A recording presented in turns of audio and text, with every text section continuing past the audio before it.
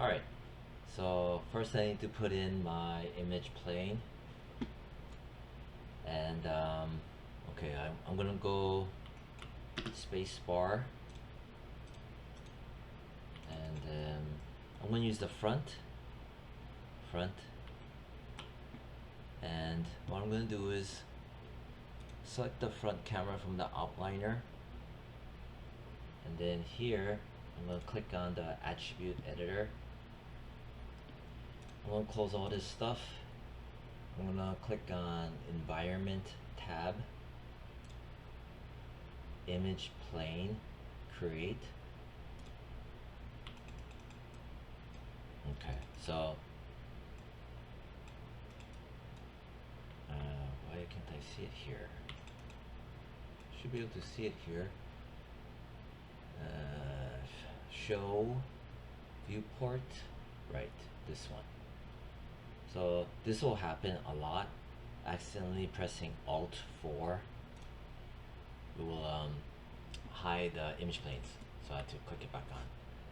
So again, this is really useful to know because it happens a lot.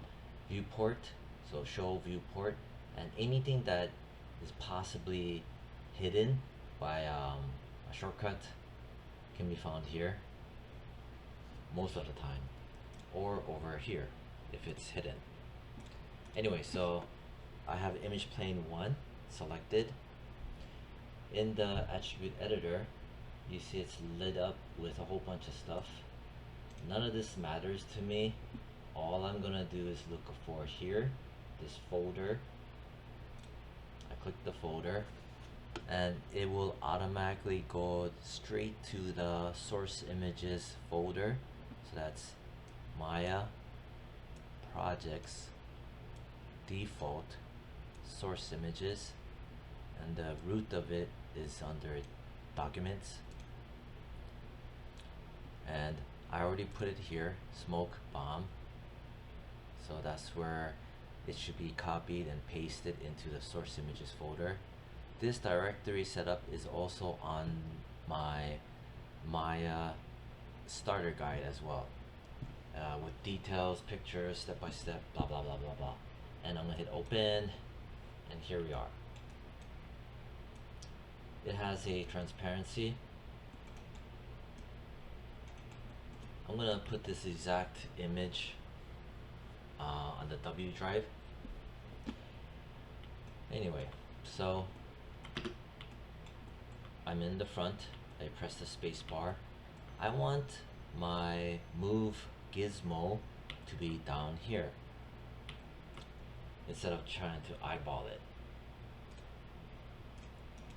So what I'm going to do is I'm going to press D as in David, which turns on the custom move pivot, much similar to After Effects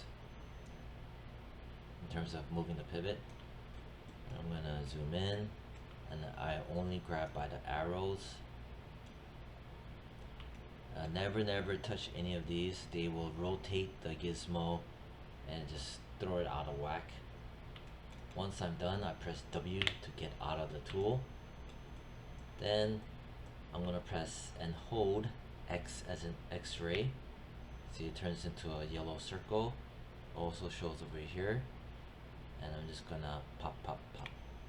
It snaps to the grid. Again, that is X as in X-ray.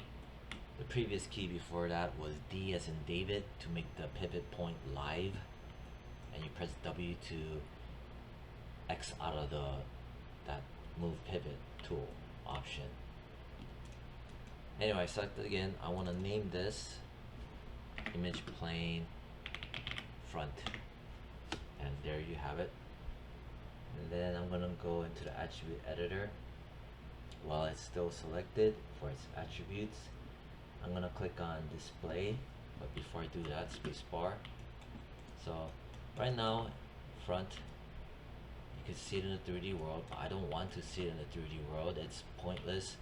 Main concern is to look through the orthographics. That's the original design and intent of this whole workflow setup. So I'm gonna go image plane attributes, display, click, look through camera, and have to make sure that the right camera is selected. For example, front, I named it front, the image plane, and I choose front. You may have perspective, top, side, or whatever. It could be any one of these, but you choose front. Front, because this card is literally, not literally, but it's more or less connected to the front camera. That one right there.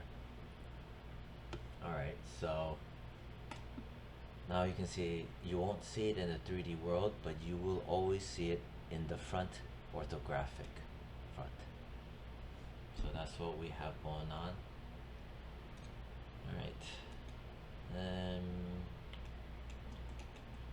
I think I want to select it and make it a little bit bigger. Press R. And since the scale is also down here, I can just scale it up with no worry at all. Instead of trying to, readjust it, move it up and down, readjust it. Okay, so that's good. I have it selected. I'm gonna go make a display layer, clicking on this while it is still selected. Boom. Double click it. Underscore ortho image save. I'm gonna click R for reference. So it helps that it has a transparency, which I made in Photoshop and saved it as a PNG because PNGs allow for transparencies. Alright, I'm gonna save this. I'm gonna go Control Shift S, and I'm just gonna type in 2 and enter, and there we go. Alright, so far so good. Now what I'm gonna do is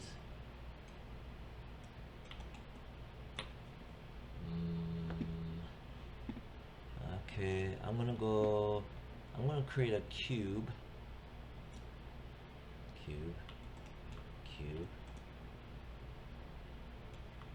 I'm gonna click on inputs, height, baseline. I just hover and just wing it towards my left, and it will automatically make it -1. And as you can see, we're good to go. Then I'm going to let me see here. So I had to pause the video for a bit.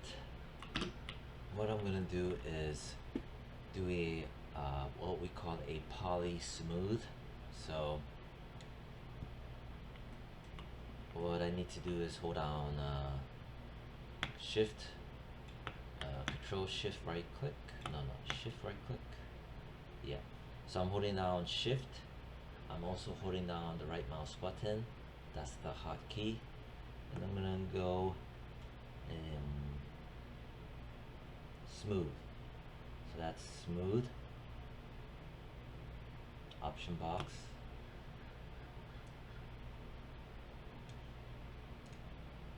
Reset, just in case. So all this stuff is all default. What I want is also here. Preserve edges and corners. This is I don't want to bother saying what this is right now. This is for later, but may or may not need it. But for now, preserve edges and corners. This will come up later on as well, so just introducing it right now. It has to do with the UVs, preserve edges and corners, and smooth triangles, which I'll discuss later. And then smooth. Okay, good. Alright, so what this did was basically when you smooth it, it adds more faces, 4-sided faces, and there's a reason why we're doing this, which you'll see afterwards. And there's a reason why I'm going this method rather than going and creating a sphere, because this is the regular polygon sphere, and big difference is that at the top, this thing, it pinches into it cuts up into triangles,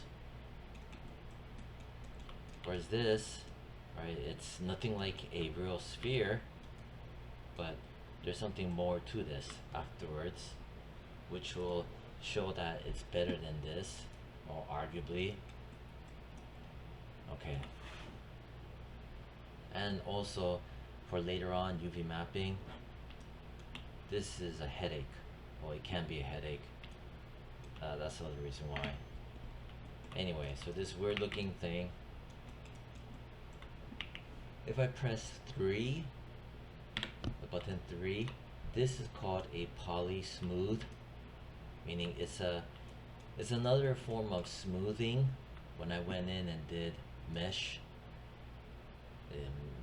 smooth, it's similar, but this is temporary. I can always revert it back to its default state, which is 1. So the hotkey is 1 for the default, 3 for the smooth mesh preview. So what happens is that in the world of 3D, the modelers and stuff, we all know about this, where this is your low poly and 3 is your smooth. So if you look up here, this is the poly count. This is found under display, heads up display, poly count, and you can put it to the shelf, which is here, by going display, heads up display, poly count, and you hold down control, you hold down shift, and then you also left click. See, it's right there. So that's control shift left click. That's how that's made. That's your poly count, and it's on and off. So what I want to show is this. I press 1, and under faces it has 24 4-sided quad faces, 24. The moment I press 3, it goes up exponentially, 4-fold, literally, yeah, 4-fold was it, to 384. It doesn't look like 384, but it is. It's just a smoothing rendering algorithm, blah blah blah blah blah. That's what it does. So yeah, and then it simulates a sphere, but this sphere, it's not a real sphere. It's quads, only 4-sided. This is the preferred method many times because of the fact that it is all 4-sided. You want 4-sided when you're doing polygon modeling because the rendering engines and in general the computers, the softwares, they like either 3-sided or 4-sided. Yeah, that's like de facto. And sometimes you can get away with 5-sided as well, but typically it's 3 or 4-sided. Again, I'm pressing 1. That's the reason why we're going for this route rather than making a sphere with nasty poles. They call it poles, where it all pulls together in one area. Triangles. So I had to explain that. It's something that needs to be explained in game modeling, 3D modeling, blah blah blah blah. So from here, I have this showing front, and so this was the polycube, the default stuff we leave alone, only change to -1. Poly smooth face 1, which just did, right? Again, that one is also here, mesh, yeah, smooth. This one, in here, poly smooth face, right? That we got this. Under the divisions, I'm gonna type 2, and boom, it smoothed out even more. So previously, it was this, and even before that, it was this. See, from 6 faces, and then doing the poly smooth gave it 90 gave it 24 from 6 to 24, which is times 4, and 24 times 2, now we have 96. So that's under divisions. Continually, all this other stuff, just ignore the hell out of it. It doesn't matter, just this. This is critical to know, to understand this, right? Just this guy right there. And the fact that, you know, smoothing. If I were to press 3, it's even smooth some more. Much more finely smooth. Press 1. This is the only way to get a sphere with the preferred 4-sided. Also, you want things 4-sided because of the fact that when you smooth it for making it higher resolution, the odds of getting some weird artifacts gets more and more reduced, and pinching of the mesh gets more and more reduced if it's 4-sided rather than something like 3-sided. Alright, so I don't like it's down here, so I'm going to press D as in David. I'm going to make it snap over there. Space bar, zoom in, zoom in. I'm in the front. I press D as in David for the live pivot. Hold V as in Victor. I'm holding V as in Victor. You can see it's yellow circle. Grab the arrow, snap it to the base. Press W to get out of the tool. Hold on X for grid snapping. Snap it. Well, I don't need to snap it just yet. I'm gonna just save it. Control Shift S. Type in 03. I'm gonna just scoot this up. I'm in the front. I'm grabbing up like this. You don't want to just grab it like, you know, any old which way like that. You want to keep these guys clear. See, it's only this. So press 1 second. Okay, I want to explain also why I am adding oh, by the way, you'll see this kind of this translucency. This is from clicking here, X-ray.